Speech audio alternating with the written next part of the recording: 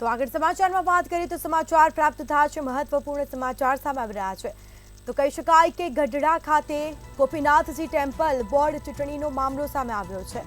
તો સાધુ અને સાંસદ બે બેઠકની મતગણતરી કરાઈ છે। દેવ પક્ષના શાસ્ત્રી હરિજીવન સ્વામીની જીત થઈ છે। તો પાર્ષદ બેઠકના પોપટ ભગતની પણ જીત થઈ। શાસ્ત્રી હરિજીવન સ્વામીને 119 માંથી 107 મત મળ્યા છે। આચાર્ય પક્ષના સાધુ ઉમેદવારને માત્ર 12 મત મળ્યા। તો દેવ પક્ષના પોપટ ભગતને 69 માંથી 62 મત મળ્યા છે। તો આચાર્ય પક્ષના ઉમેદવારને માત્ર 6 મત મળ્યા। તો સમાચાર સામે આવી રહ્યા છે, ગઢડા ગોપીનાથજી ટેમ્પલ બોર્ડ ચૂંટણીનો મામલો। મતગણતરી થઈ છે। સાધુ અને સાંસદ બે બેઠકની મતગણતરી કરવામાં આવી। તો દેવ પક્ષના શાસ્ત્રી હરિજીવન સ્વામીની જીત થઈ છે। પાર્ષદ બેઠકના પોપટ ભગતની પણ આ જીત થઈ।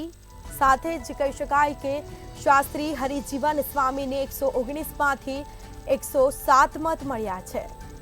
તો આચાર્ય પક્ષના સાધુ ઉમેદવારને માત્ર 12 મત મળ્યા। દેવ પક્ષના પોપટ ભગતને 69 માંથી 62 મત મળ્યા છે। તો આચાર્ય પક્ષના ઉમેદવારને માત્ર 6 મત મળ્યા છે। તો દેવ પક્ષના સાધુ સંતોમાં જીતને લઈને ખૂબ જ ખુશીની લાગણી અનુભવી રહ્યા છે। તો હાલ ખુશીનો માહોલ જોવા મળી રહ્યો છે। ગઢડા ગોપીનાથજી ટેમ્પલ બોર્ડ ચૂંટણીનો મામલો। સાધુ અને સાંસદ બે બેઠકની મતગણતરી કરવામાં આવી હતી।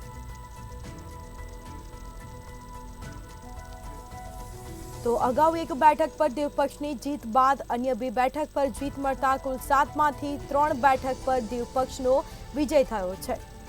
તો દેવ પક્ષના શાસ્ત્રી હરિજીવન સ્વામીની જીત થતા દેવ પક્ષના સાધુ સંતોમાં ખુશીનો માહોલ જોવા મળ્યો છે। તો આનંદ જોવા મળી રહ્યો છે।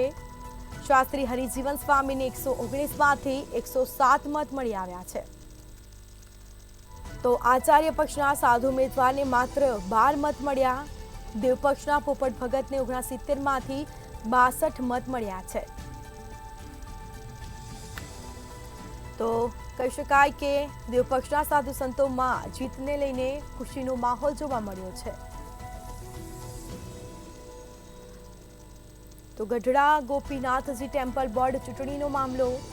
સાધુ અને સાંસદ બે બેઠકની મતગણતરી હાથ ધરવામાં આવી હતી।